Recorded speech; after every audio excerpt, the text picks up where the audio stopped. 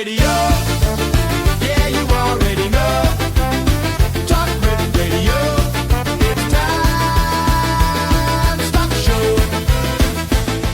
I think we should just start with your cool idea that you came up with over the weekend. Oh yeah, something not so. You sent me a text on that. Yeah. Let me refresh my own memory. The one I sent most recently was trying to think about what I would do. It came around from driving and just feeling kind of unsafe all the time when I'm driving. It's kind of irrational, but it also means I've never been in an accident before.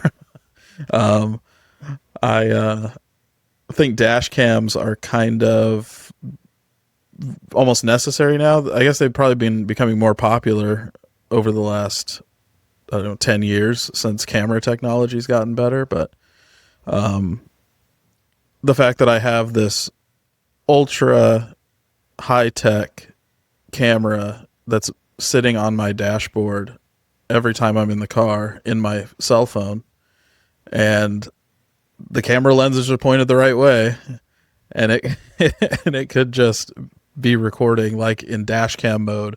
Like when I plug my phone into Apple CarPlay, it should just fire up in the background, and then it saves photos to the iCloud. They get to sell more cloud storage space because I'm recording all these videos. And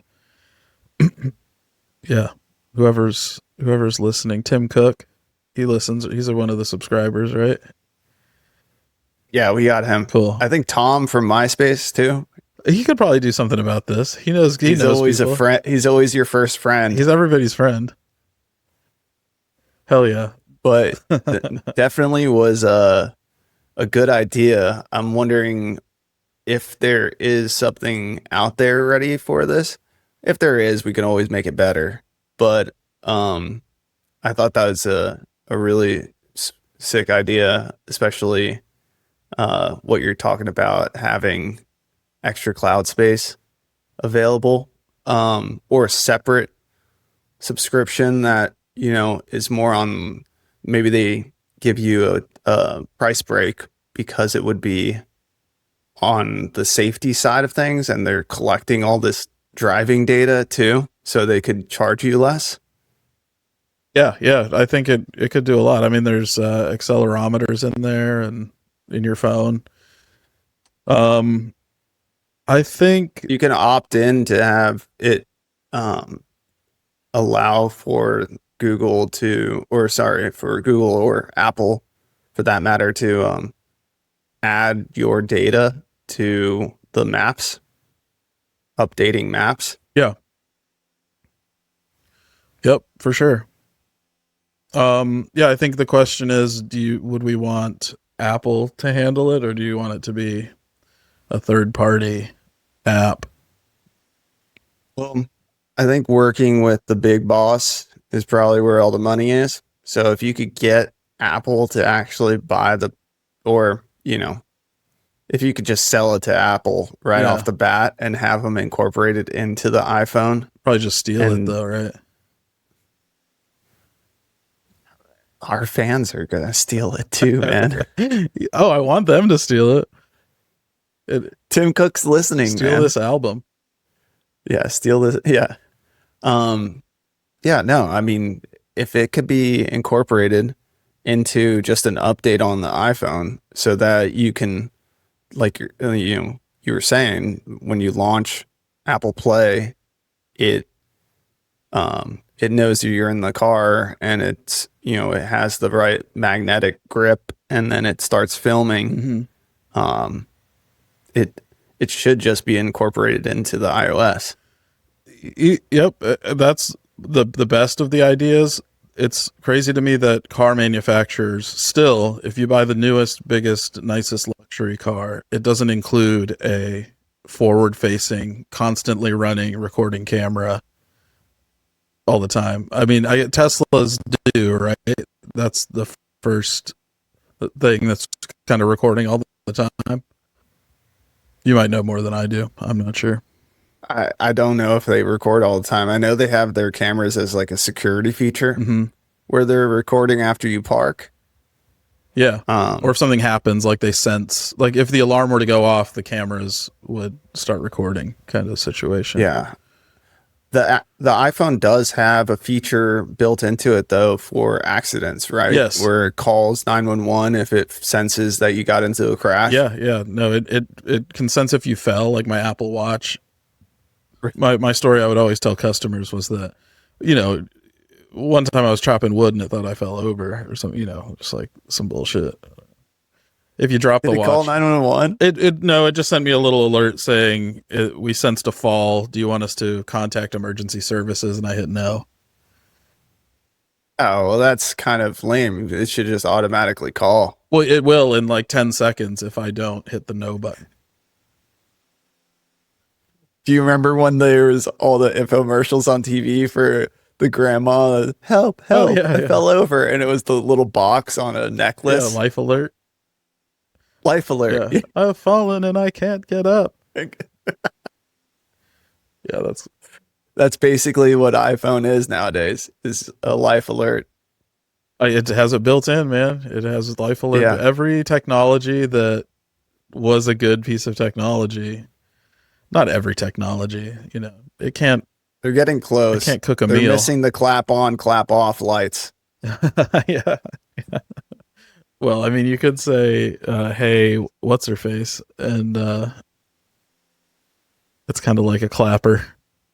Yeah, but I mean, shouldn't it just be an actual signal for like if you have a certain clap that it instead of having to talk to Siri? Like, I think that's the worst part about Siri, that it doesn't just, you know, like I should be able to have simple, you know, more simple ways of communicating with the phone, like a clap on light switch. Yep. I wish she did more. I constantly wish that she would, you know, launch apps a little bit more consistently and be able to change settings would be huge.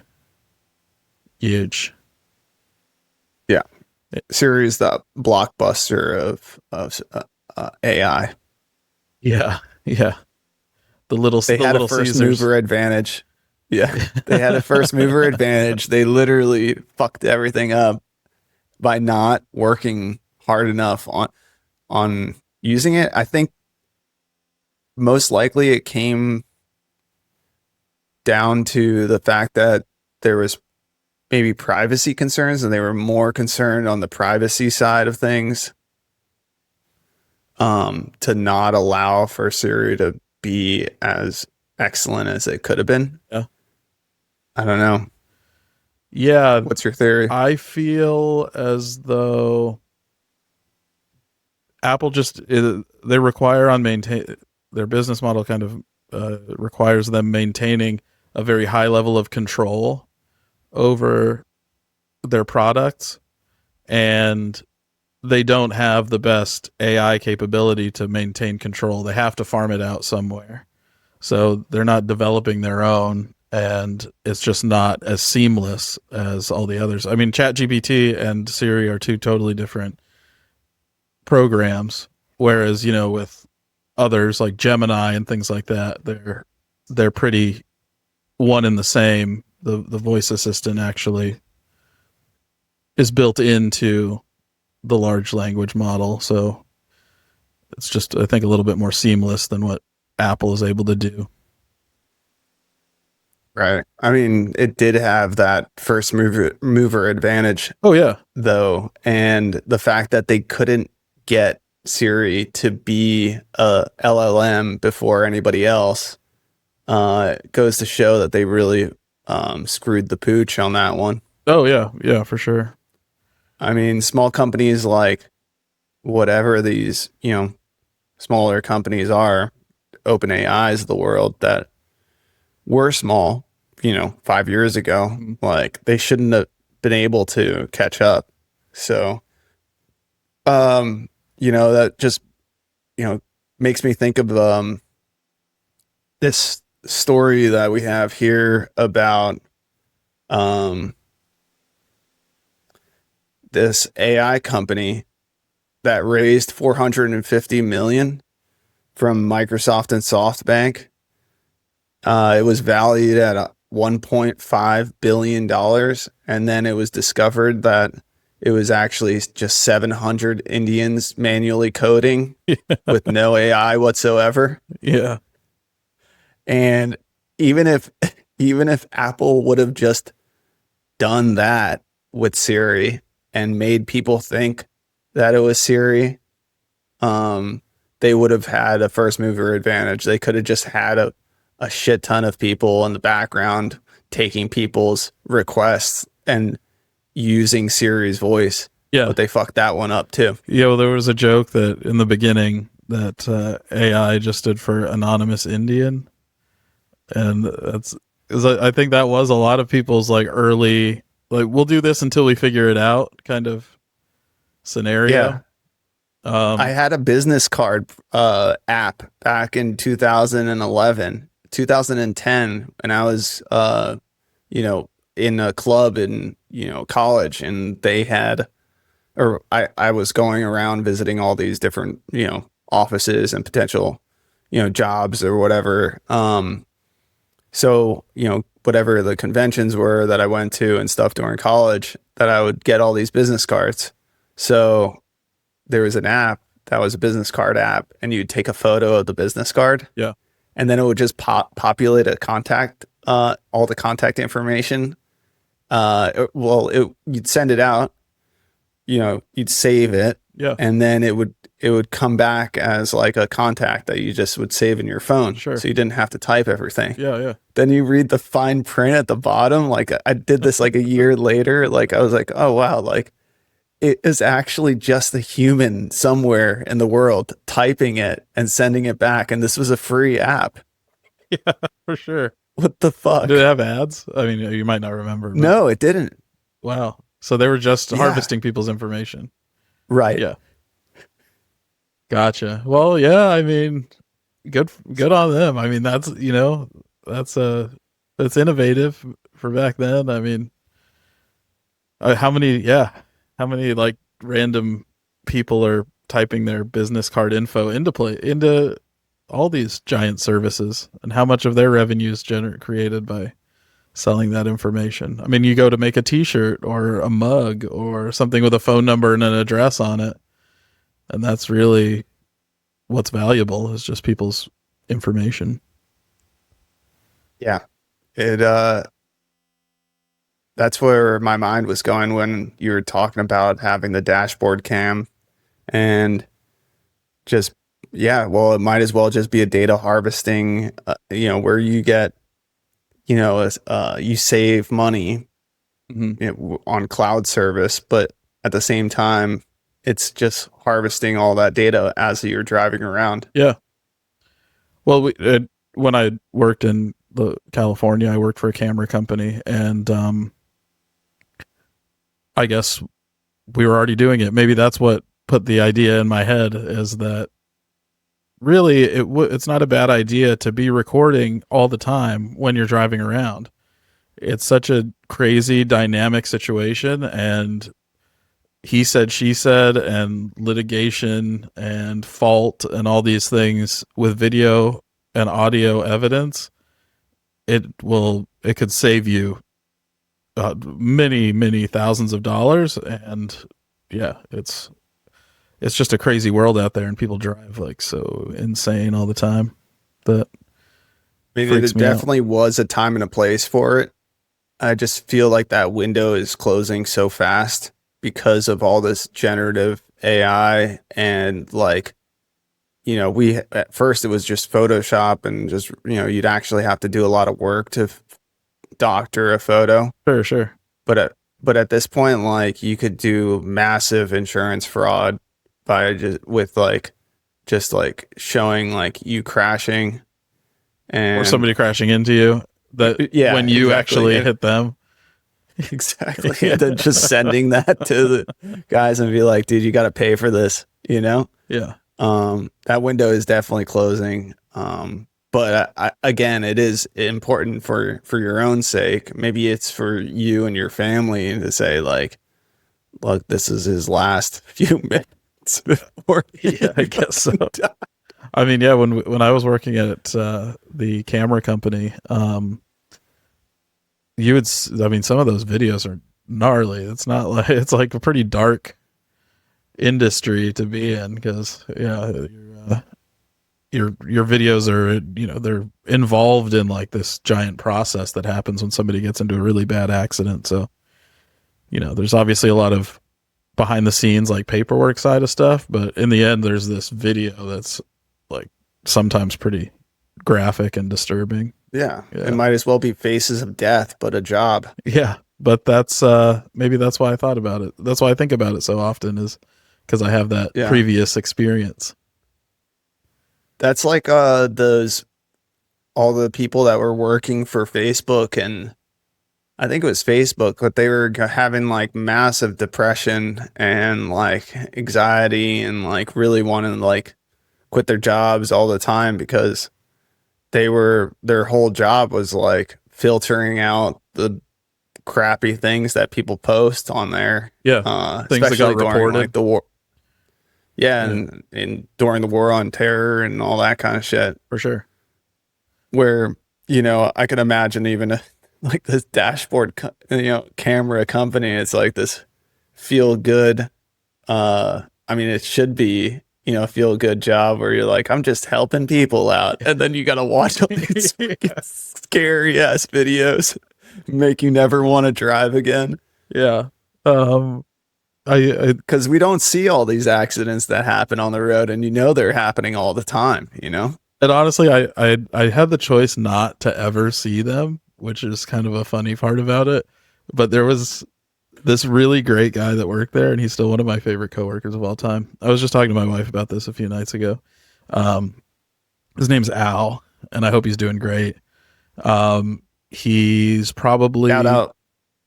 Yeah, he's probably like one of the nicest guys I've ever worked with.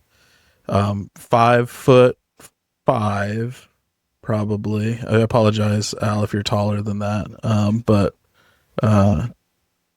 beautiful giant mullet. He probably weighed, I don't know, 120, 130 pounds.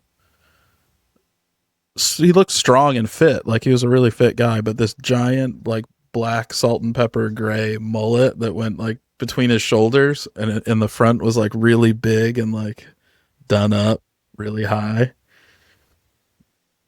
And high energy guy, really likable, would take me out to lunch, and like, we'd talk about our families and all sorts of just normal human being interactions that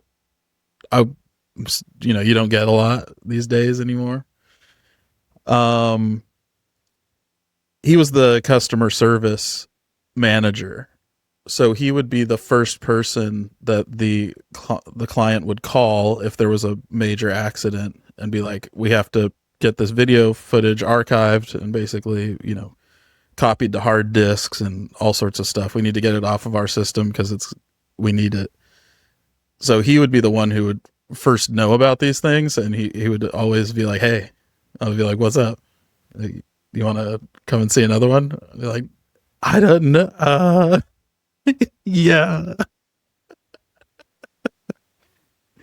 Oh, Al. He was a great character. He really loved his job.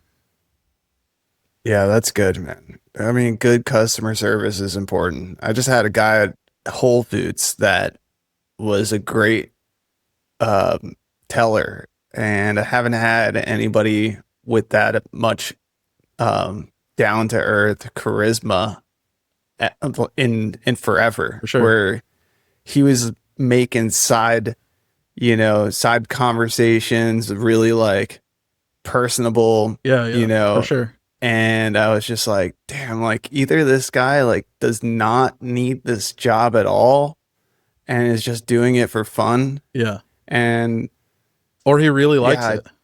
Or he really likes it. Yeah, I told my wife that, and she was like, he might be on pills. And I was like, come on. I mean, but he might have just gotten into them, like this is his third time or something like Right. that. Yeah. That's Yeah. funny. That's funny. But I was like, dude, I don't think so. I mean, his face, like, hey, here. You look like a healthy guy. But he could be. And it's just like, you know how many people on, out there in the world are just like hopped up on prescription drugs and you just can't tell. Sure. So, yeah. I mean, it could be not an that it doesn't help. antidepressant kind of situation where, yeah, he is. I didn't think he was, but it was just a funny side note. Like, good for him. Hey, whatever it takes, Good. Yeah, exactly. I think so. Yeah. I was thinking about how much, you can find these certain things that you really like to do. And you might want to enhance that situation. So that's where all these like performance enhancing drugs come into play. Like you could be a pro athlete and Sure. you probably don't need to take steroids, but it just makes everything that much better. Yeah. I think being successful at anything takes a huge amount of discipline. But if you can do that part, then the physical part you can definitely enhance with chemical substances for sure. Yeah. Even like your brain. I mean, when they talk about, fighter pilots in World War II and stuff, and don't you kind of want those guys like on the edge of what their brain can possibly do? Like, wouldn't that give them a distinct advantage over somebody that hasn't been sleeping for 2 or 3 days because their ship's getting bombed or something like that? Or yeah, and I think that the stories of them were that they were on meth. Yeah, that's what I mean. Yeah, some sort of stimulant. Yeah, stimulant. Yeah, It could have even been better than that. It's just a high end experimental drug that the Navy or Air Force put them on. We don't even know what that is. It's not made in a trailer in the middle of the desert. But it kind of goes along the lines of like the dock workers, how they also got really into that because they need to be up for like 3 days unloading a ship, and it's got to get out, get unloaded, and and the ship has to get out of there so they can get another one. And so the time crunch. Yeah, truck drivers. Any truck drivers. Yeah. It's but it has to be. There's no on you. Yeah, there's no. You don't get anything for free, right? That extra energy, it's going to come with a downside. It's going to you're going to crash eventually. Yeah. Well, that's why there's shifts. Yeah. So, I mean, that's part of management. Good managers know how much, or they have to schedule the right number of people for the right amount of time and manage the dosing. Yeah. I mean, they should have specific doctors as well. I mean, I'm sure that the military definitely had that. Yeah. They were working with highly skilled medical facilitators as well. Yeah. Well, they hand out 2 pills before a mission. You take those based on your weight, based on your, Yeah, just try and turn body everybody type. into the exact same person. Yeah. Yeah. So you just have one. I think that's like the kind of like the kind of the dumbest part about boot camp and shit. They actually make you be yourself. And then later when you fucking pass and you get into the army, they're like, yeah, here's the 2 pills. This is what we're all on. You're like, what the hell was that back there? They're like, no, we're actually on meth. Couldn't we do this? Couldn't we get this right off the bus? Right. Yeah. This would have made. But I had this idea. I sent it to you. Because speaking of enhancements for,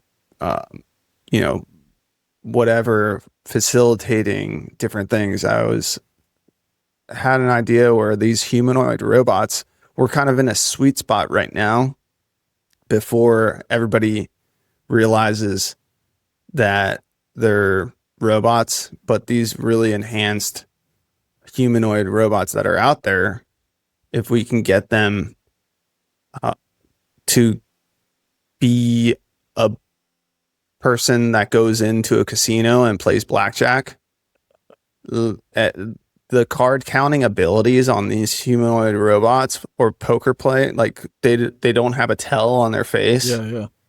You know, there's like a real small window in time right now where casinos can't figure it out yet.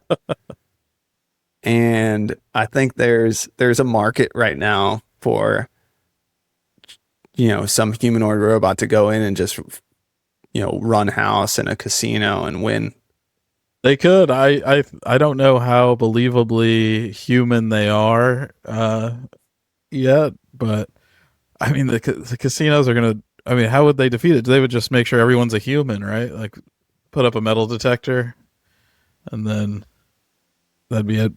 That's a good point. After we talked about that the other day, I thought, what would be a way to incorporate AI, and meta glasses or some sort of contact lens technology that incorporates a supercomputer Card counting. Yeah. would be the most like early soonest achievable way of cheating. Yeah. I mean, you would almost want, if it was like a humanoid robot, you'd want it to be like cheap enough. So maybe it's just like a skeleton, like really basic skeleton that you put clothing on, you know? Yeah. And then the only really important things are the hands And the face and the head. Yeah, Yeah. it's long sleeves. It's like cut off, And then it self-destructs if it gets caught. It just poof. it just catches on fire and melts to the ground like thermite or something, like something crazy. Yeah. The whole building catches on fire. I'll burn this whole place down. It runs. No, I it like just- I like the contact lens thing because the meta one is like too obvious. Yeah. You know, with the cameras that are in there. Unless someone made it But not as obvious. Unless somebody made a smaller camera sensor that, you know, you couldn't tell. I think that's something that casinos probably already have built into their. They can tell if somebody's like if there's a hidden camera or whatever. There's got to be a way. There does have to be a way. I mean, maybe by scanning using like non-visible light spectrums or something like that to like sense camera lenses or something. But the thing is, before AI, getting that raw video data, you really weren't doing anything that the person wearing it couldn't do. You know, like they're computing that information it was still better. You know, what were you going to do with the raw image? Have somebody else look at the images and give you their information? Why isn't that person just sitting at the table and using their knowledge to win the game? But now you can plug that into something crazy like AI. You can really mess with it. Like, what about like a roulette table? Like seeing like how long would it take to compute where the ball's going to land on the roulette table? Right. Yeah, that one's pretty hard. I mean, Humans couldn't do that. Maybe not for an AI. Yeah, humans couldn't do that. There's going to be a system where your eyes are the camera and you're just looking towards something, and then basically you wear the contact lens and the lens is only a display, but the actual compute is in your eyeball. Like you need to have a some surgical, or in your brain. It's using your brain's untapped potential Right. as its processor, and it's right. feeding the information in a way that your eyes never could. Now that is probably Neuralink, right? Yeah. Essentially, I think that's something that it could do if it's enhancing your brain's capacity to computate stuff. why not feed cards or roulette wheels or slot machine information into it and see what it kicks out? Yeah. I mean, maybe that is part of the reason why Las Vegas is going downhill, because they see what's coming and they don't have an actual way to prevent the cheating that's about to occur. So they would rather just close up shop and figure out how to move that to gambling, like owning a sports team or Well, online betting is nuts. I mean, I'm sure they're already making more. This would be an interesting thing to look up if like BetMGM, the online app, is making more than the MGM Grand Casino Corporation and how it's split, because it's got to be huge. I mean, it's open to everybody now. Something that's cool that casinos can do is they can use like infrared technology cameras, and they can actually sense essentially like your heart rate and your body temperature, and can see if you're under extreme amounts of like stress and stuff like that, and who's running hotter than other people. They already do that, you're saying? Yeah, I mean, they can, like, if you have like a device, you're wearing a device or something that's putting off heat or something like that. Those cameras in casinos are wild. They're the top of the food chain as far as resolution and frame rates and all that sort of stuff, because they can like see sleight of hand stuff where you're shuffling cards or like touching the cards in any scenario. 30 years ago, you couldn't see if anybody was like using their fingers and cards and shit. The cameras just weren't good enough. But now you can zoom in. I mean, high speed camera technology, like what are they looking at? Like million frames a second and stuff like that. That's some crazy stuff.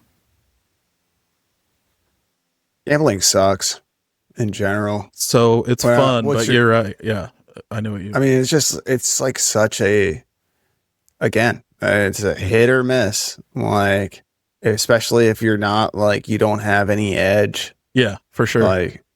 Like you're really just throwing it all away. Yeah. Well, I enjoy the games of skill. Like poker's probably the ultimate example of something that you can get good at and control how the game is played. Of course, there's still luck in it, because if it was just skill, then it wouldn't be such of a draw to the normal person. I can get lucky and win this. I don't have to be good. But sports betting's great too. I mean, I like it. I bet my biggest bet this week was $6. So I'm not like wasting money or anything, but it does make it exciting. It makes watching the games more fun. It gives you an extra dopamine hit that I used to feel as a kid watching sports, and it went away over years and years of. Right. Now I am the guy that falls asleep watching football on the couch. I mean, it's fine. $6 is fine, but like, if it is rigged, if the game is actually rigged on the back end, sure, and you aggregate all the people that are like, I'm just betting $6, it's not a big deal, but like, you add that up to 1 million plus people betting $6 that don't have, don't feel bad to lose it. Yeah. Now all of a sudden, like, they're raking in the cash from people that are just, they're making tons of money. Yeah. I lost that $6 bet, by the way. But I'm up. I'm up for my career, so fuck them. But also your career. Yeah, this is a career now. Yeah, like my gambling career. I have stats, dude. I get pretty. I go down the rabbit hole on it a little bit. Okay. Probably my most successful sport that I bet is UFC. It's just easier to make that's money. more by I don't know, man. People can throw those fights too. Everything can be influenced, but I don't really think about it. It would be so difficult the things that I'm betting on would be very difficult to get to happen, because those things have the highest upside. Like some of my, as shitty as it is, I think like the most authentic would be dog racing. Sure. Because there's no human involved, and like you can't, skill of the dog literally his whole career or like his whole life is built on just running as fast as he can. So then whatever game that you can gamble on without a human intervention, like toad racing or like a tree falling in the forest, will it fall? You can do that. I don't know. You can do that sort of stuff. Yeah. Yeah, you can do that. No, I'm trying to figure out something that's yeah. I mean, you can bet on pretty much anything. I don't know. I didn't really grow up with gambling too much. Like we went on a family trip to Vegas once, and then I had been to Vegas for work a few times. And there were casinos in California too, like Chumash. I went with Jason to Chumash. We used to go. Yeah, it's fun. It's just a form of entertainment. I understand that I also don't have an addictive personality really. I'm pretty much whittled down to nicotine and caffeine and video games at this point.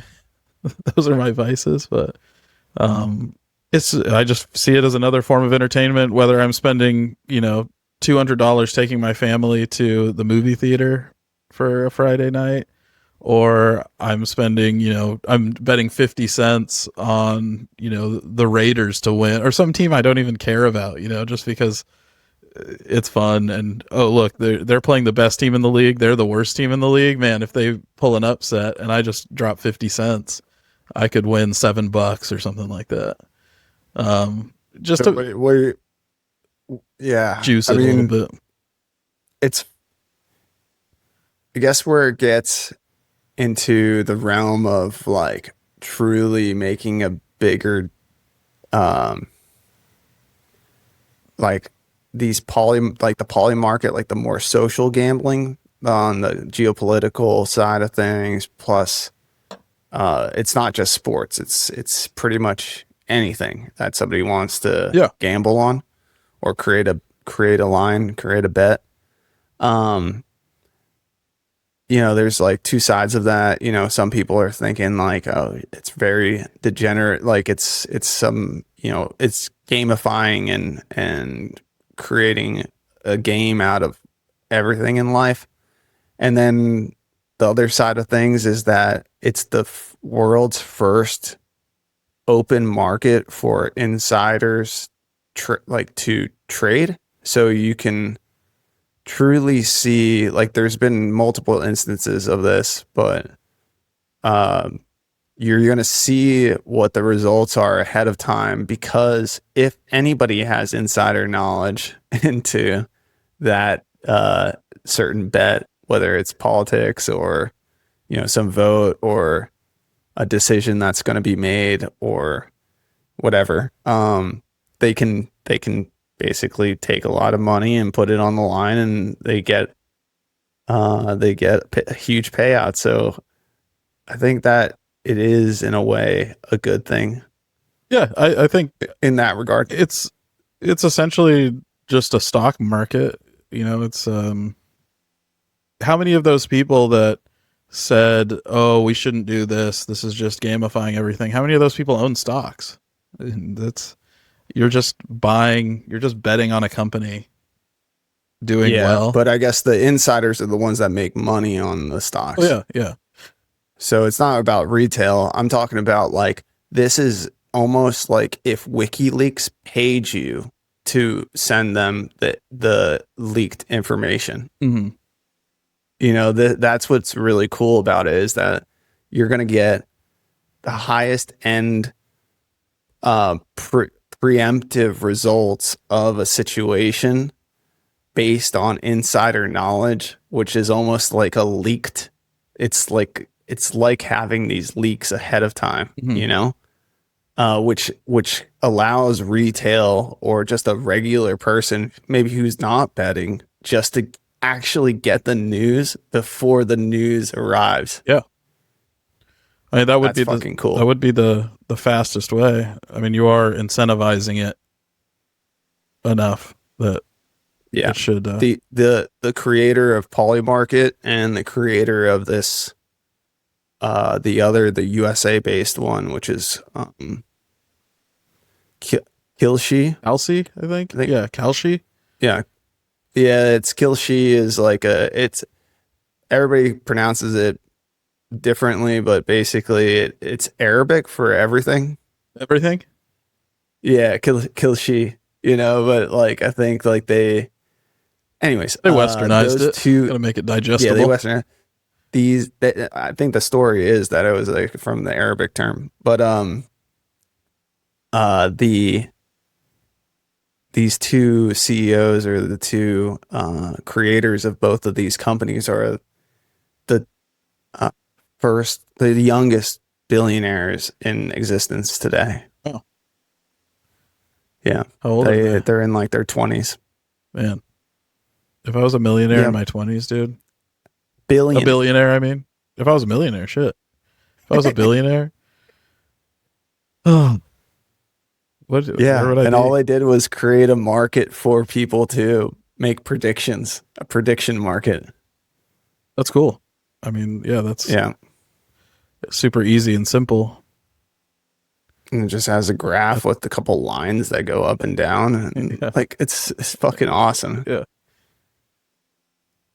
Speaking of awesome ideas, there was a Swedish startup who built a device where these crows have been giving the machine litter, like cigarette butts that they find off the street, and then they get paid in seeds and food. Yeah, for sure.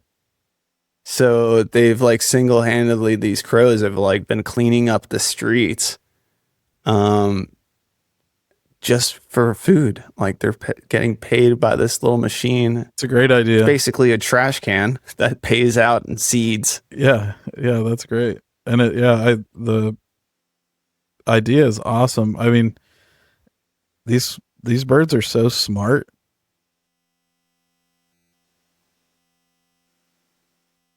I love it. I'm thinking like that it's just another job that humans are like engineering themselves out of. Yeah. Well, now that guy can go and chase his dreams. The trash man actually, sorry, go ahead. Oh, I was just saying, now the trash man can go and chase his dreams. Yeah. Well, he can actually pick there's actual bags of trash that he actually, should be doing, work on, but he still has to come and empty this machine too. Yeah. The birds can't do that.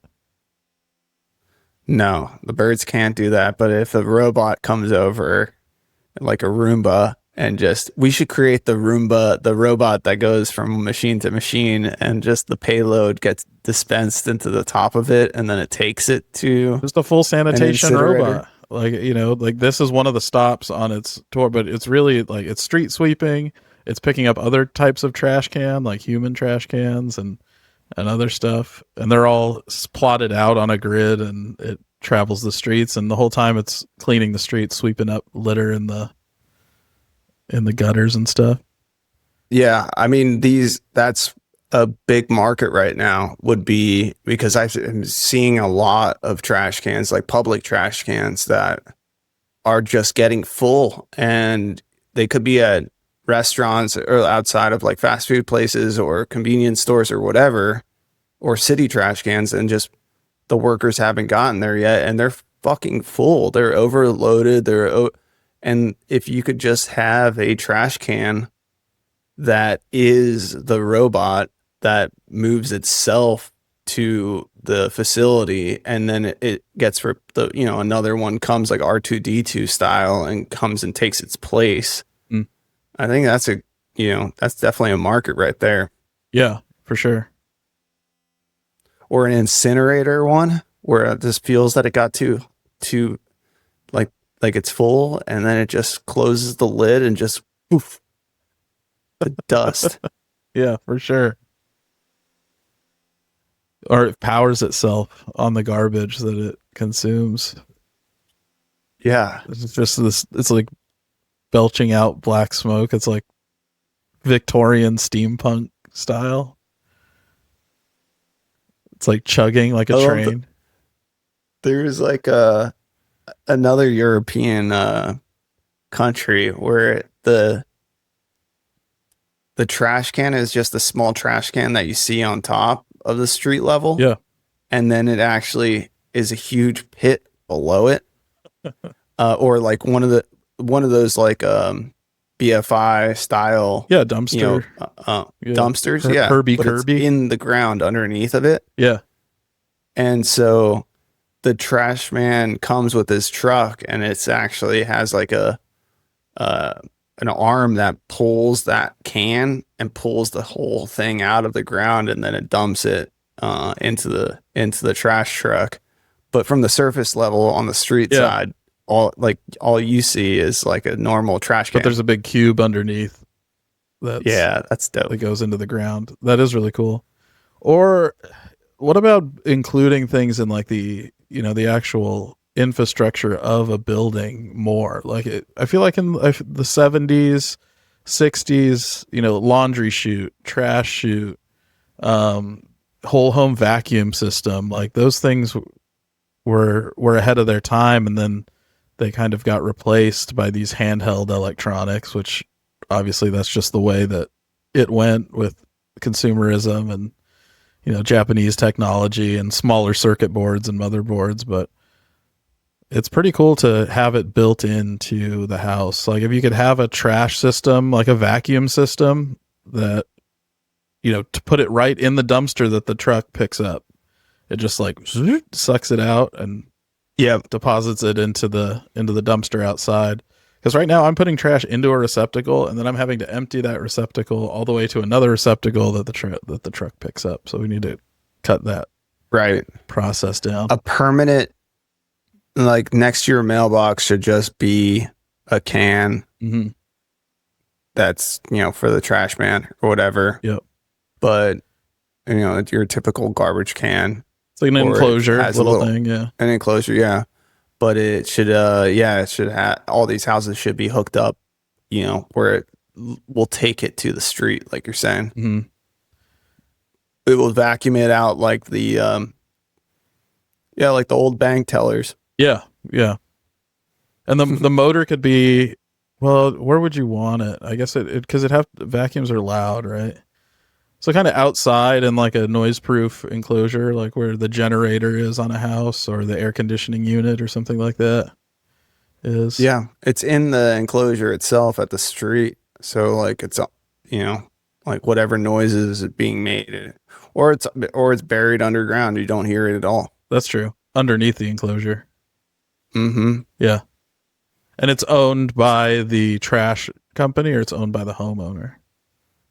The enclosure itself, with the motor. Big Trash stuff. Probably wants to get their hands on that. But they also get stuff done. Like if we are presenting the idea to someone who has the capabilities of doing this, right? Making them see the upside is huge. Like if they just owned the enclosure and the motor, so they had to keep that running, but the homeowner was responsible for like the in-house part of it. You would rent it like you rent your trash cans from them. Sure. So it would just cost a little bit more. Mm-hmm. Yeah, there's got to be, because it's going to be hard to actually like retrofit existing houses. So, those Roombas, like that is the next level of a Roomba, right? That it can just go out the doggy door and then go to the can or go to the street and just dump itself, like raise itself up on hydraulics, dump whatever it has. What if it was all underground? And then, what if it was flat to the ground and the Roomba just went over this deposit station and dropped it, and then you wouldn't have any visible sign of it above the ground? I think it's cool. It's just going to take more, like the costs are going to be higher to build something underground. Yeah. Versus having just that Roomba itself, like on like it goes out the door, and as it slips out the door, it goes into a heavier duty with like better wheels machine and like hooks in, and then like it rides through snow Yeah. or across your lawn. Oh, you could fly And then too. I mean, if we're talking about like a drone size device. Yeah, trash drones. So like you have a trash drone that actually lives on The roof. You know, it could be on the roof of the garage, or Yeah. for sure. And then you put Every how would trash. it do it. Yeah. Well, it's a special The Roomba trash takes- can.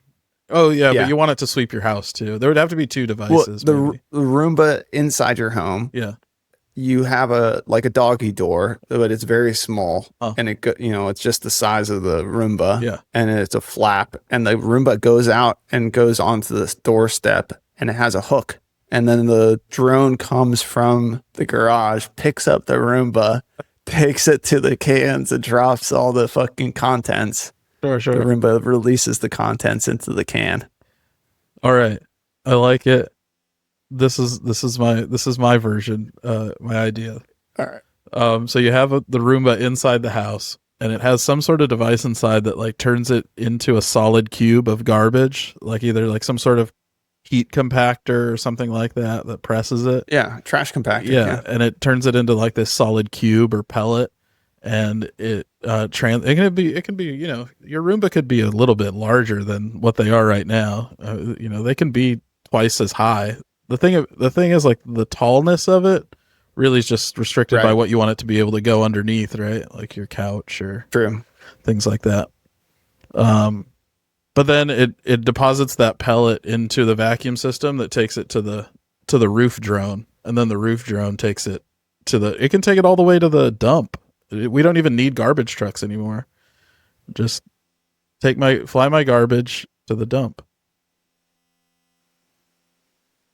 Yeah, the battery life. I would say that putting Nuclear. It'd have to be a nuclear reactor. of course, it's got to be nuclear. Yeah. It's got to be nuclear. Batteries, dude. What are No, we talking about? but an easy retrofit for your idea is to have the chimney be the trash compactor. Mhm. The Roomba goes into the existing chimney in people's houses. The chimney is it pelletizes it and has a way of an elevator system inside of it to take the pellet up to the top of the chimney. That's where the drone lives, and then it flies it to the can. The can senses the drone above it, opens the lid, drops the pellet in it. Cool. Done. Because we were using the existing chimneys that people have. Yeah. And so the front face of that fireplace can still be a gas powered fireplace, that you would have. But when the Roomba drives up to it, it flaps open. Roomba goes inside, closes it closes, Yeah. and pelletizes behind the fireplace. It just drives underneath like a cassette player, like Yeah. a 1980s cassette deck, and it just backs up into it and drops its garbage off. But the cool part is that the existing chimney is the chute, Yeah. that takes it to the roof. So we're not having to like add, build anything more. It wouldn't be than- hard to just drop like an auger tube, like a tube with a spiral inside that like draws it up to the top. like a Traeger. Yeah. And then it just drops it off into a little bin, and the bin flies away. Yeah.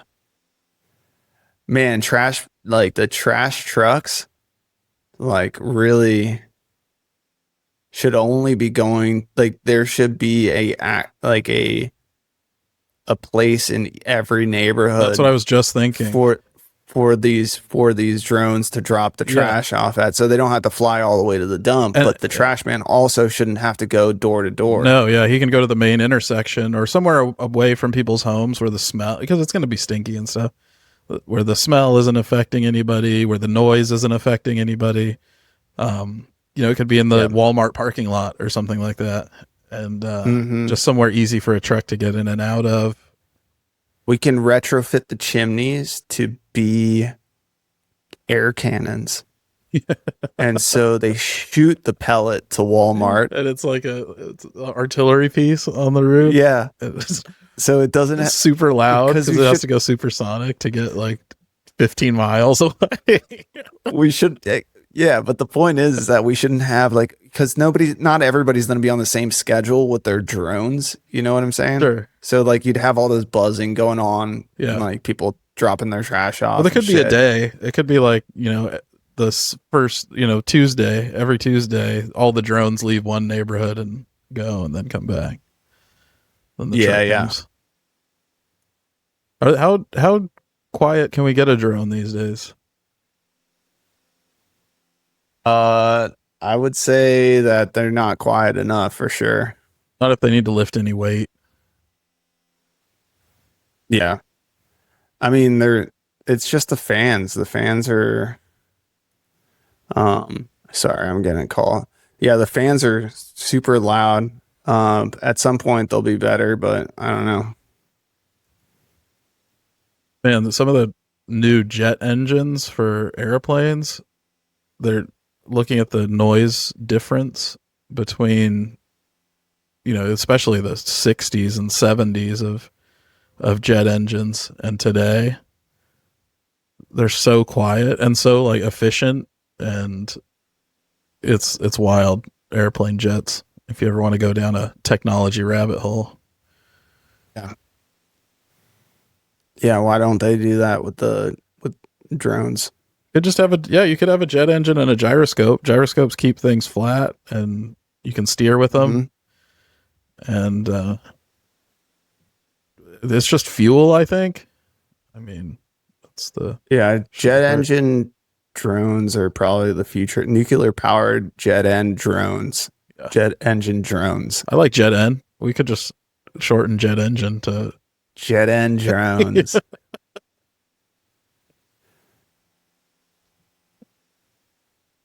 Hell yeah, because you turn those jets, like you vector the thrust. You could, if you change the direction that the force is coming out of the back of a jet, those things would fly so fast. Maybe we make the top of the chimney be a jet engine drone. Mm-hmm. And so the pellet goes and goes up to the top. Yeah. And the top actually is just a turbine that just launches out from the chimney. Hell yeah. Flies away. Taking off like a rocket. It's like, honestly, I think that we should just be able to shoot our trash into space. Like, I'm sick of this bullshit where we have to go dump it, like there's a huge vacuum in outer space, and they, all these environmentalists, like they haven't latched on to outer space yet. They really need to back up and look at the bigger picture. I think like the Earth is important. Don't get me wrong. Let's look at the Earth, but shoot it to outer space. Shoot it into the atmosphere where it burns because it's getting too hot. Like, like I think we talked about that before, but getting it to shoot it at the sun. We talked about shooting at the sun, but if you could just shoot it at such a speed that it actually just burns before it even gets to space. Yeah.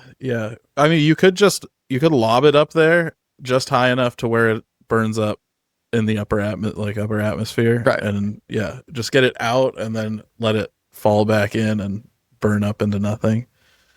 I don't hate it. I think burning it up in the atmosphere is one part, but if we're already getting it out into space, just let it keep going, because it's never going to ever come across anything ever again. It might pass by, it might pass by Uranus in 40, 50 years or something like that, but that's about it.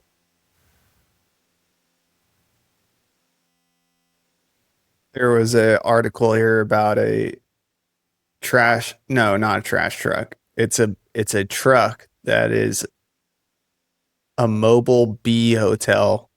Yeah. I like that one. It's out of Romania, and they go to farms and They just have a tractor trailer with beehives on the back and just park it Yep. for a while. Yeah. Speaking of helping the earth, Talking about cleaning it up, talking, pollinating the plants. somebody's got to do it. The bees are the best at it. The original migrant workers, you know. Yeah. I love bees. Yeah, bees are awesome. They're they're amazing. They're like one of the coolest insects out there. Do they work in the wintertime? No, they stop working. Yeah, that's the fucked They up take part. time off, but they don't. There's no plants to pollinate out here in the winter. I imagine That's if you true. trick them, you can trick them into seasonal. I mean, if you're talking about like greenhouse stuff, Do they hibernate? How do they survive the winter? they must just leave and come back, I'm guessing. Unless they can survive out there right now. I mean, you showed, not to jump too far ahead, but you shared an article where we could get negative 50-degree wind chills in the Midwest. Yeah. So, I mean, I hope they're not out there right now. I think they might be. Well, I feel bad for them. Little bee cubes.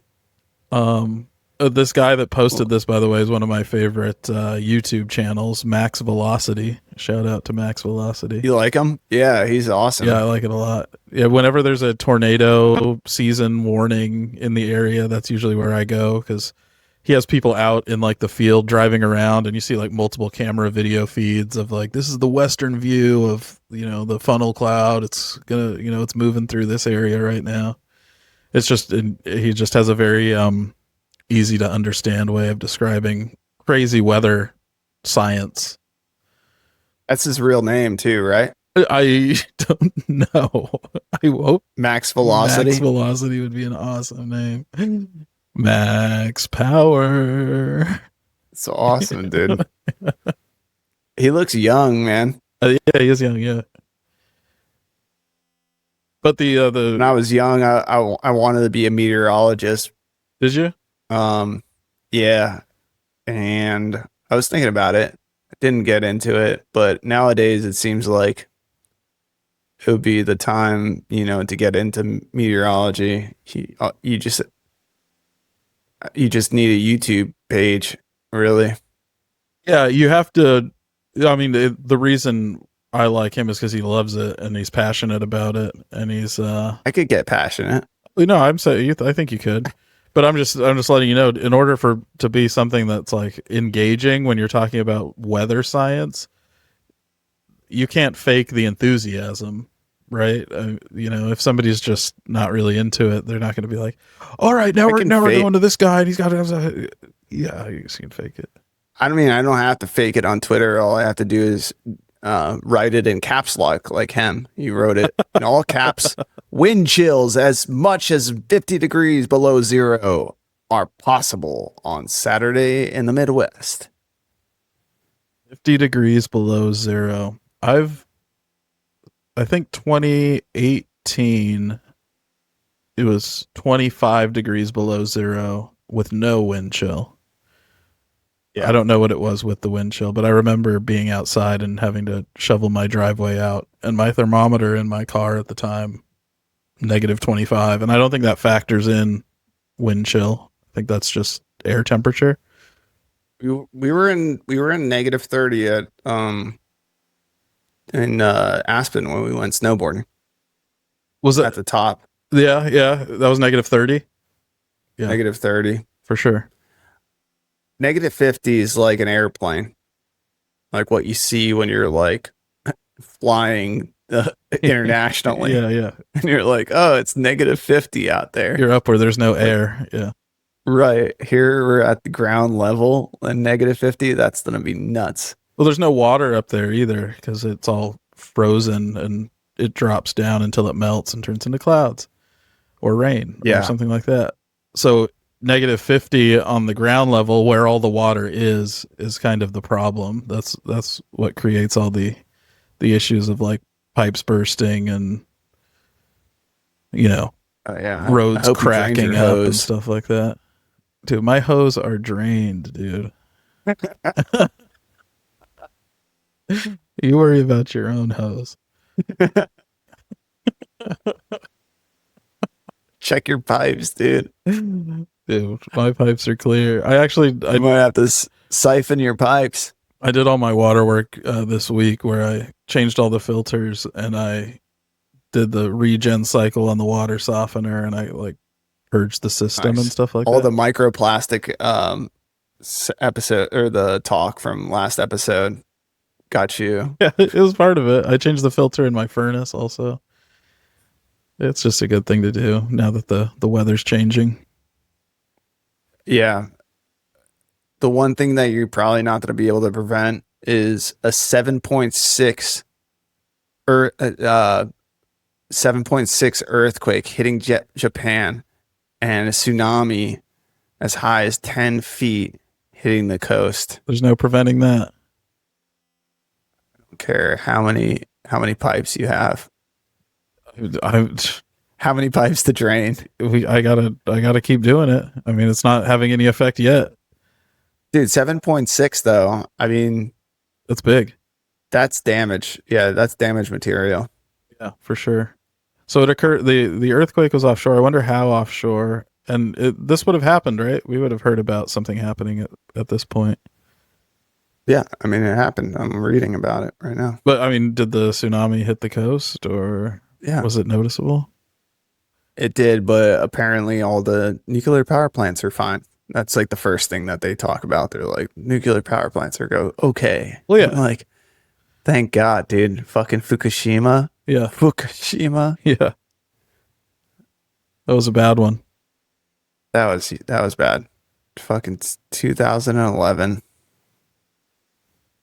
Yeah, Japan has it's such an interesting culture and history, and just geographically being this big, huge, long string of islands on the edge of the Pacific Ocean is it's just a crazy place to be. I mean, it's kind of like, if the coast of California was separated from the mainland.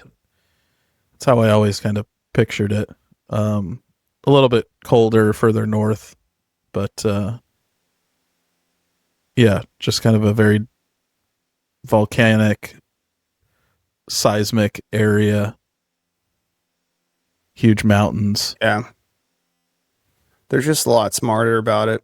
I mean, they actually learn from their past, and they do a lot of good engineering and, engineering / architecture to mitigate for that kind of stuff compared to us.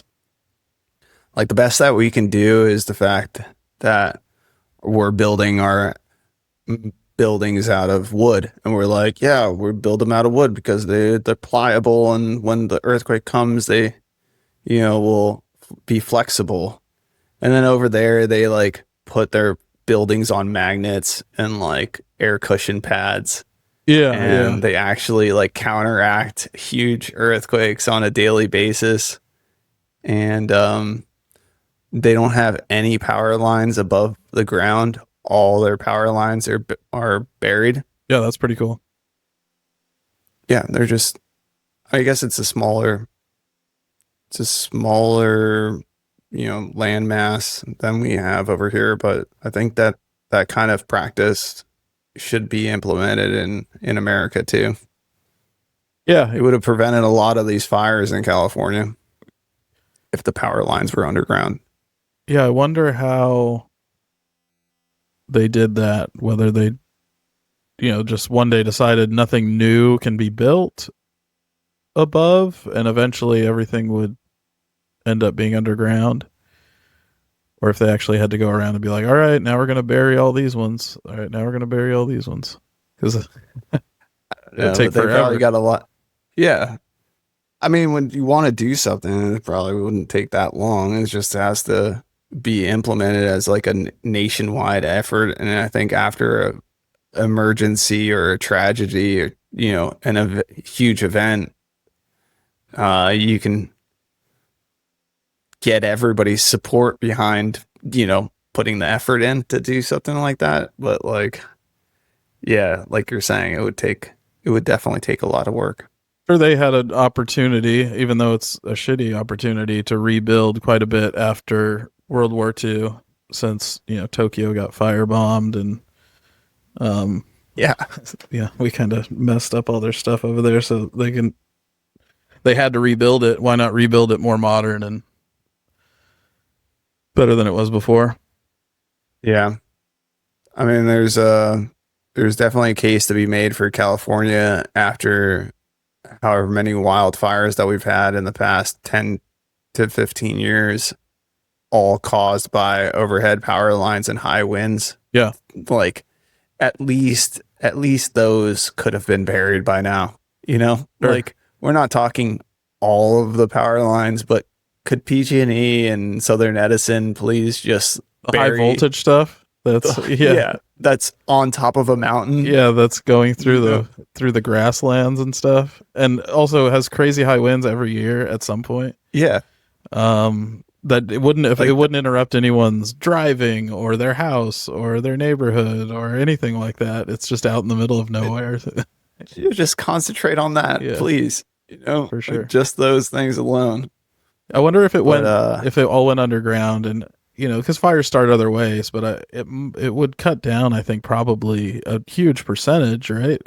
It's got to be close to 50% or more that I hear about these days are caused by transformers blowing or just high voltage cables getting knocked over. It's literally that and arson. Those are those two things account for like 98% of all fires. Yeah. There's got to be like accidental stuff and lightning strikes and shit too.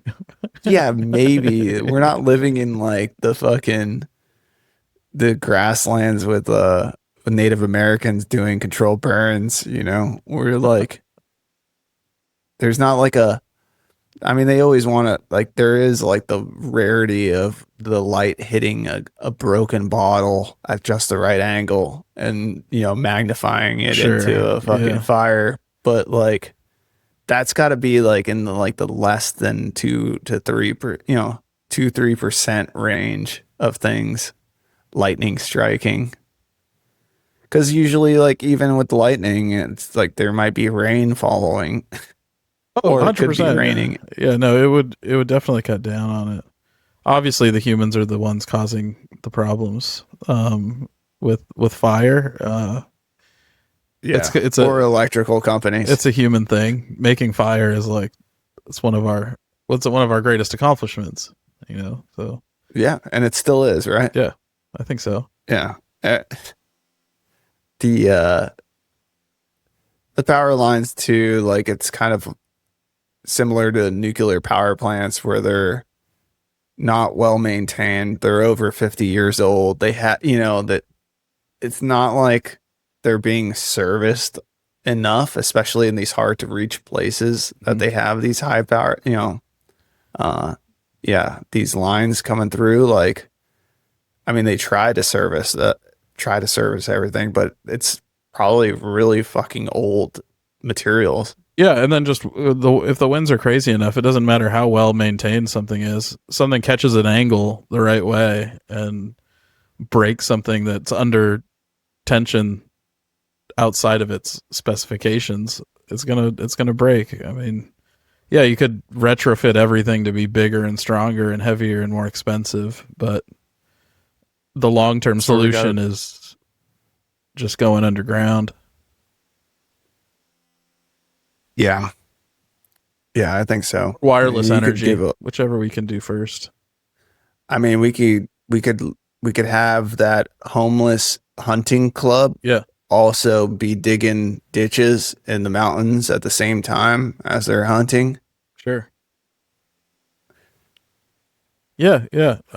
Give people a shovel, give them a job. Pay them for every pound of dirt that they move out of the...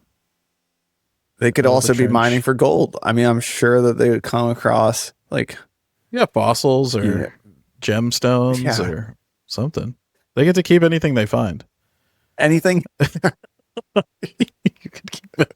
Whatever you find, you can keep it.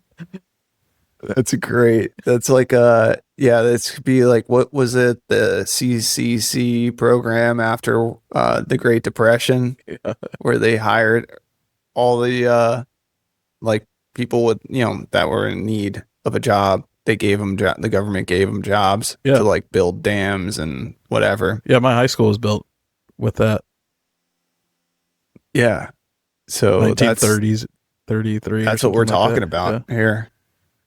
Just give them a shovel, give them a purpose, and whatever they find while they're digging, they got to keep. Speaking of jobs and near Great Depression levels, we're the U.S. Layoffs are on track. There's layoffs of employees currently that are on track to exceed the 2008 Great Financial Crisis and getting close to Great Depression levels. There's a couple articles in here. College graduates now have the same job finding rates as high school graduates. Yeah, which could be that's kind of a glass half empty, glass half full thing in my eyes. But like, high school graduates don't have $60,000 debt. I know. Oh, okay. That's a good thing. Right. I mean, not for the college graduate, right? Or no, but they can still get the same. I mean, they can get the same jobs. It's difficult because that's a short sentence that has a lot of different factors going into it. But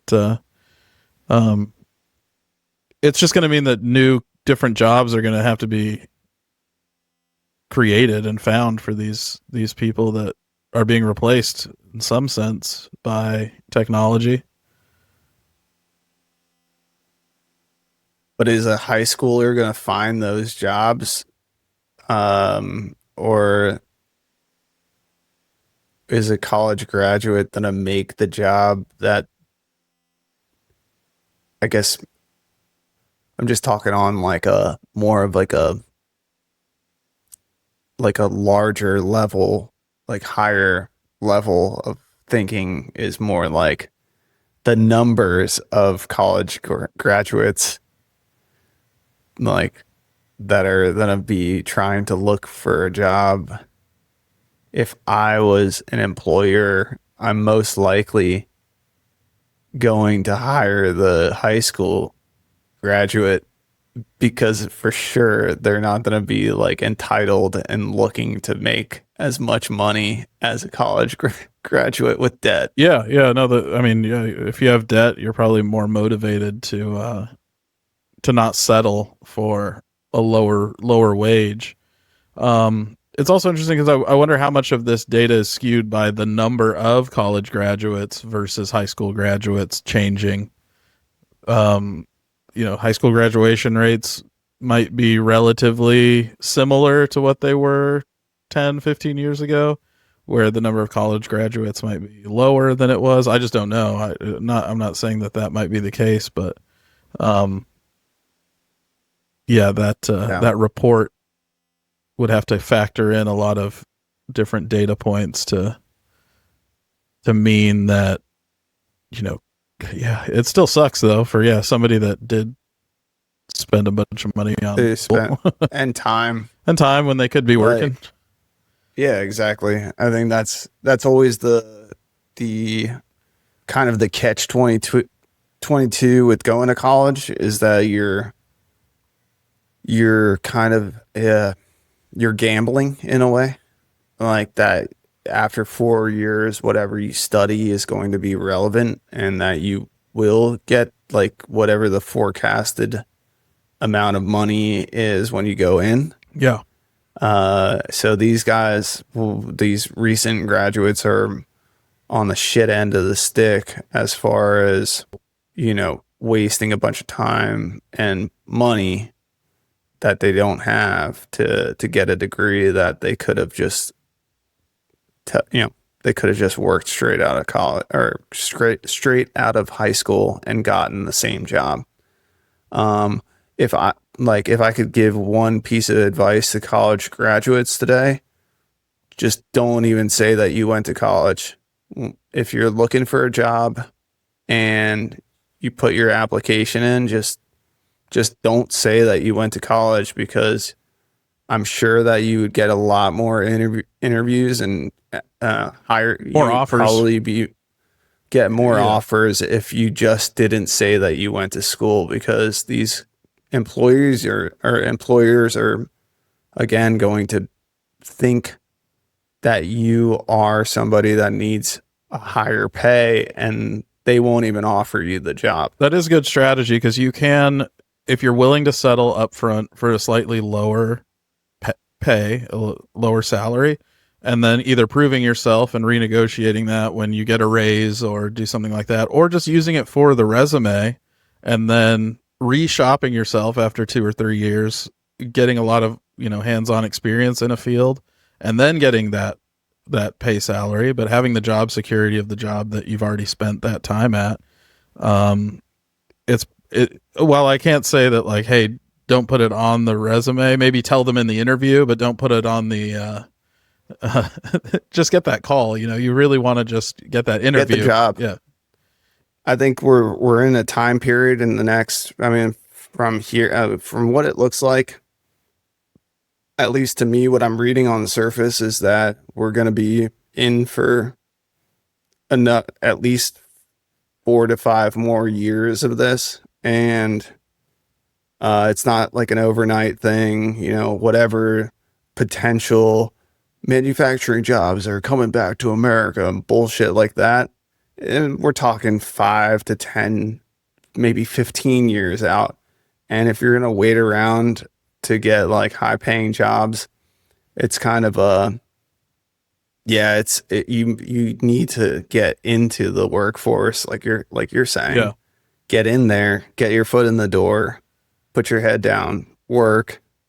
And if you can just have that on your resume to begin with, like you're saying, then you can move to another job. Most likely you're going to get same wage or better, but you have experience. Just use that and go forward. Because, the only other thing that I could think of is getting into some sort of construction job, just labor, Yeah.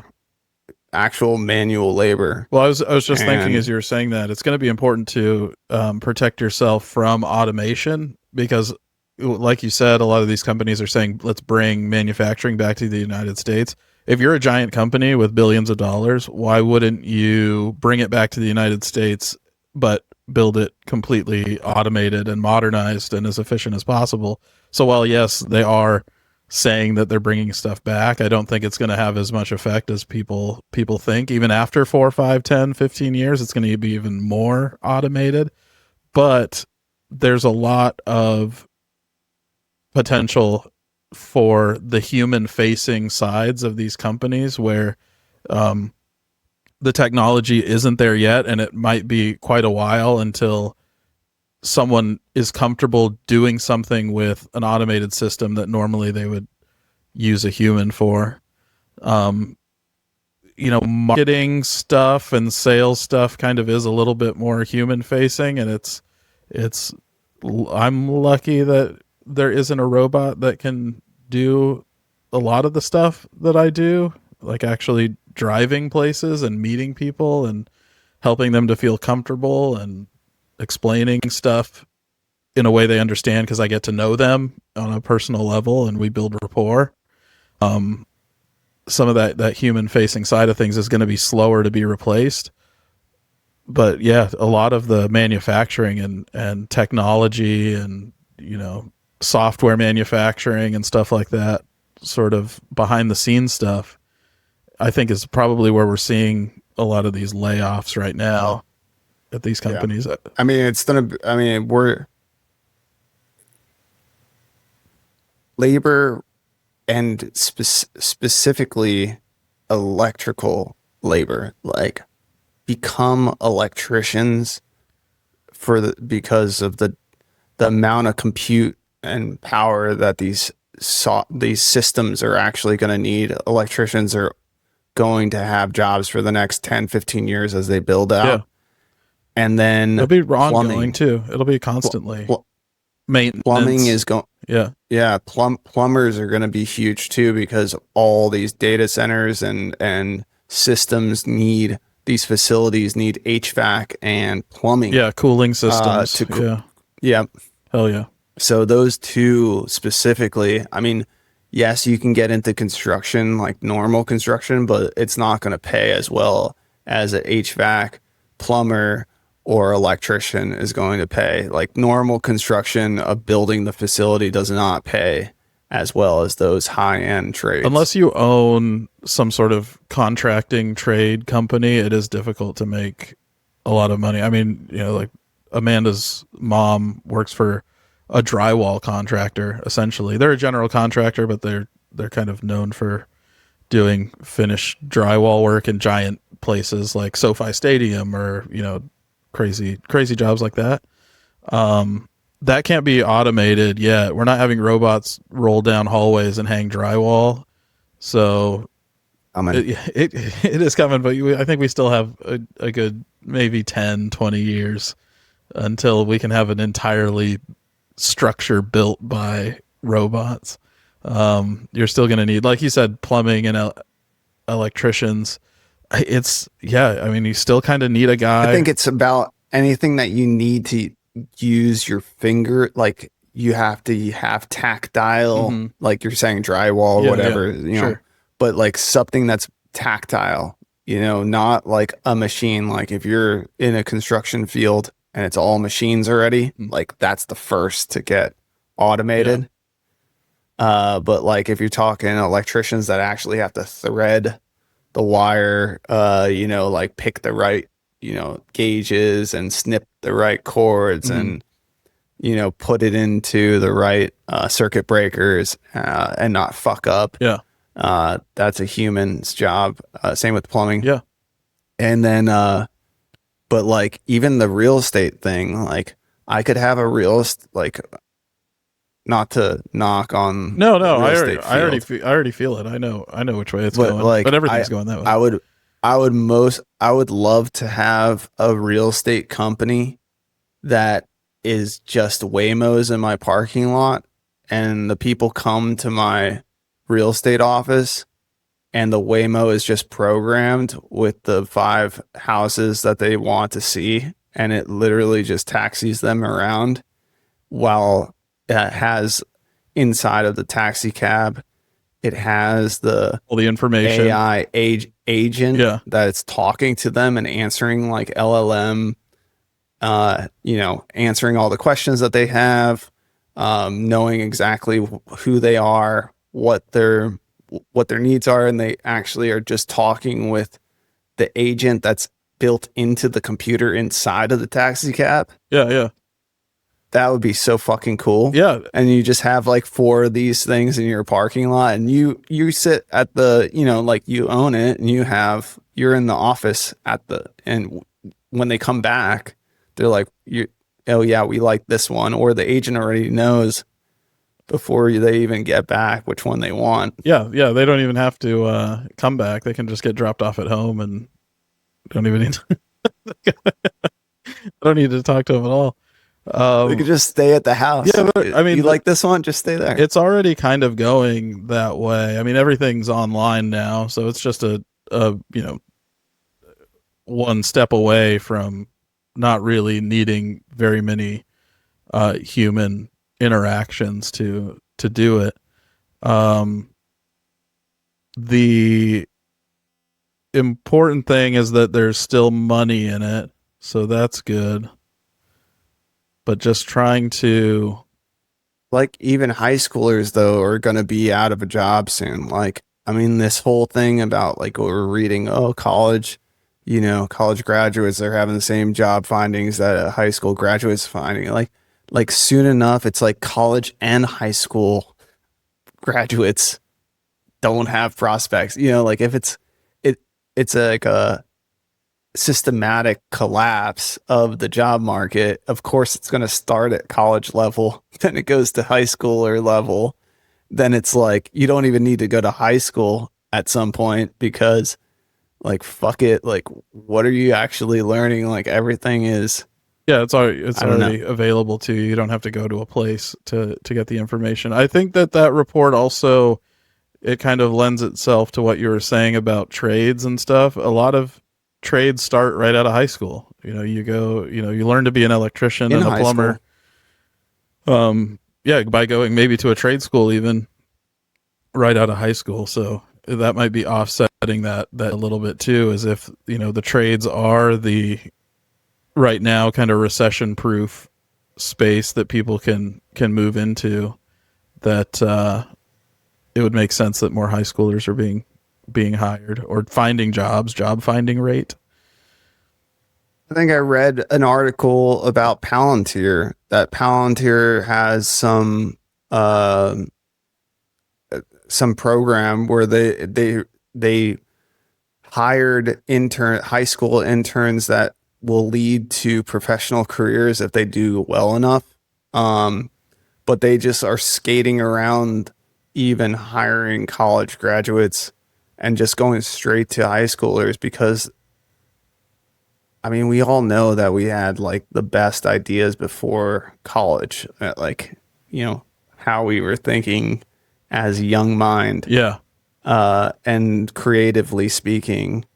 I think that the less programming you have, it actually is better for lending yourself to some of these, even AI centric companies. Like, they would much rather hear from somebody who has no experience than somebody that coming in with all this experience and being like, this is how it should be done. They would actually be more into hiring somebody that's giving just off the cuff, new ideas that are fresh, that are just haven't been thought of or didn't originate from a institutional thinking. Yeah. So I can see that being a reason why they are hiring younger people that don't have a allegiance to any thought process. Sure. Yeah, no, I mean, when you're looking at resumes, you do build an idea on what this person has experienced and what kind of ideas they're going to be coming into a job with. It's kind of a weird sort of pass fail judgment scenario when you're reading through a bunch of resumes. I haven't done it in the age of AI, which I think would be sort of an interesting way to manage that data, because you could really kind of get a profile on these people, like an FBI profiler kind of breakdown on what each individual person specializes in, or what sort of just kind of what school of thought they come from based on what they include on their resume. I mean, it could even look at, formatting and spelling errors and grammatical stuff. It could sense that, oh, this was done by AI. This person created the resume with AI, which is probably 90% of resumes these days. I mean, let's be honest.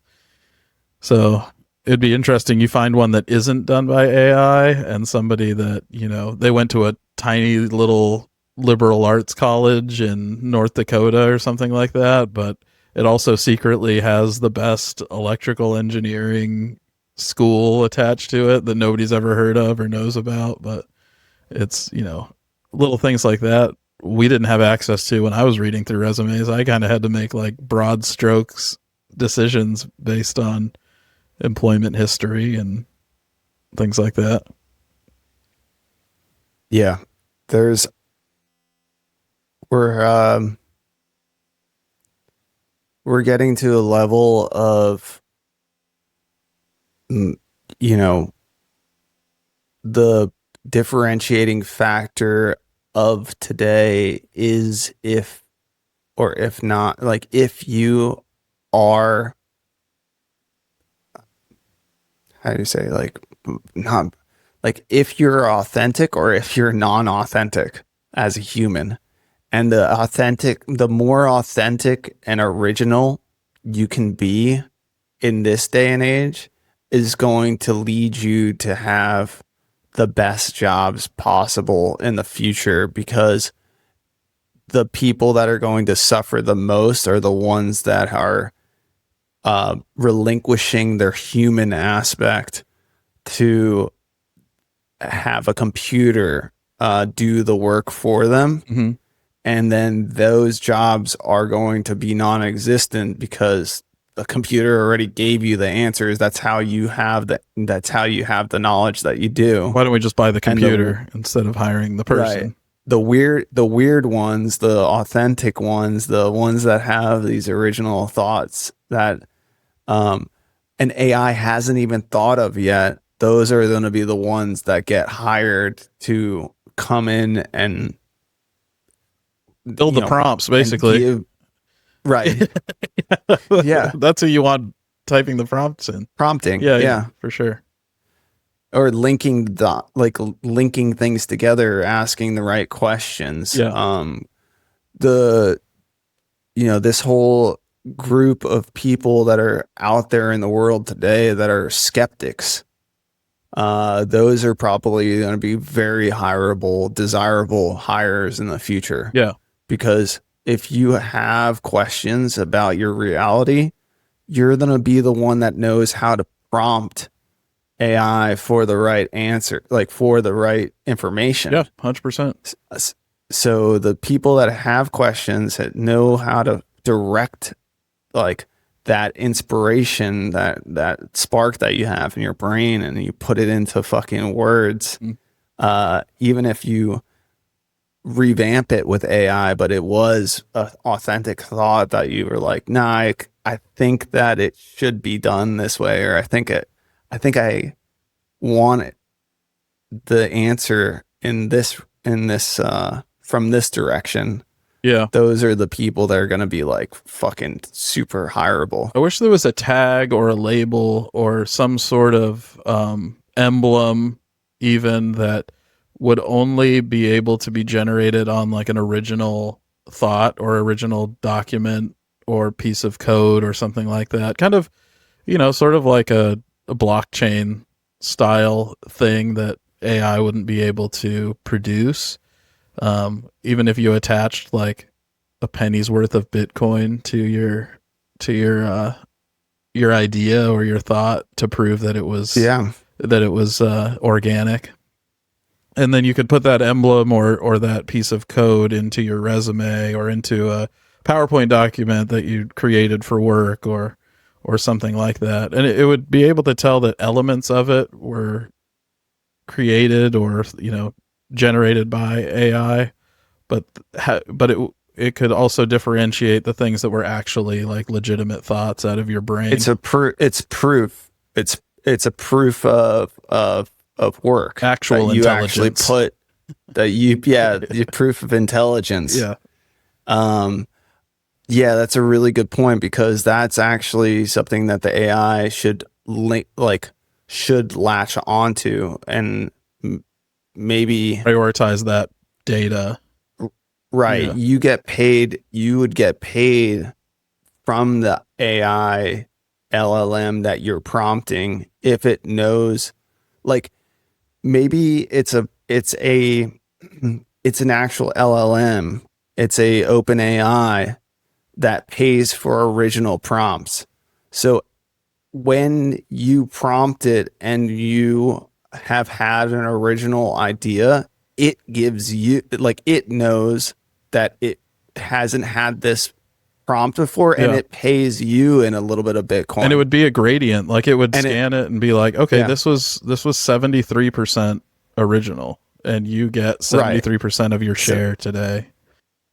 Yeah. And you have a bank, you have a wallet, whatever, attached to your account, but this AI is actually paying for original ideas, and then it's stamping those with your patent or with your key. So going forward, when somebody else prompts or asks for information, and if your information is the one that they it's of like this giant chain of like people that have bought it, you get paid for that going forward. And you could prove to company, like say a company wants to hire you because you have such original and good ideas, and you're good at articulating those. Then you would have like a resume, like a work history of like, look at all these original ideas. Look at my score, my prompt score, and how many original thoughts I put out into the world. Yeah. It's an original thought score, original OTS. Yeah. So your OTS is like today's day and age, we have credit scores, and that's so fucked because all it's based on is like a bunch of financial shit. Yeah.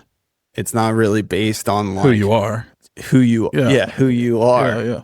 And this OTS is an original thought score, and it's linked to your actual identity as a human. Yeah.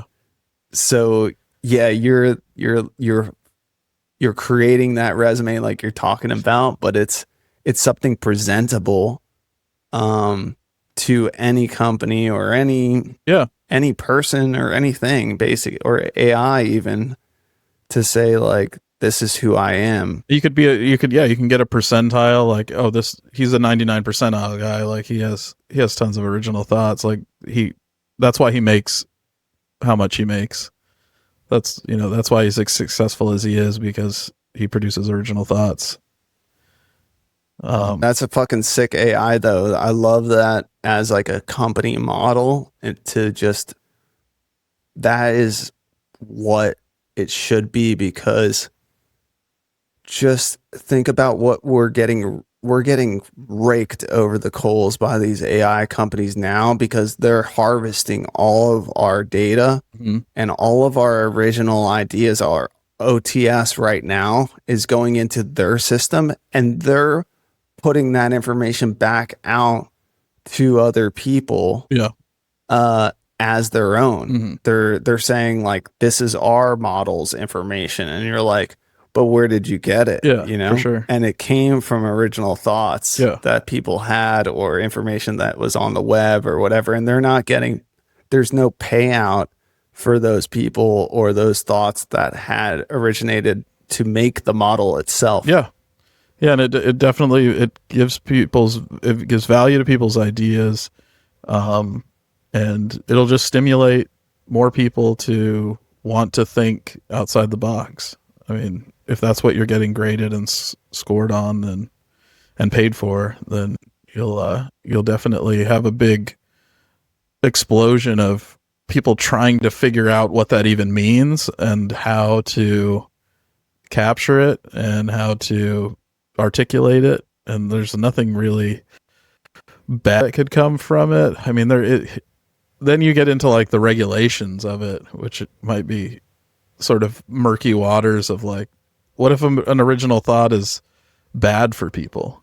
What if it's a bad thought, but it's original? Does that increase your original thought score? And then who's to say what's good and what's bad?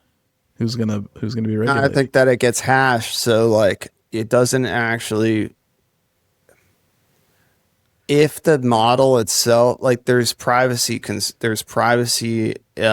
built into the system. So there's no way to actually link it back to say whether it was good or bad on your score, or your OTS on your end.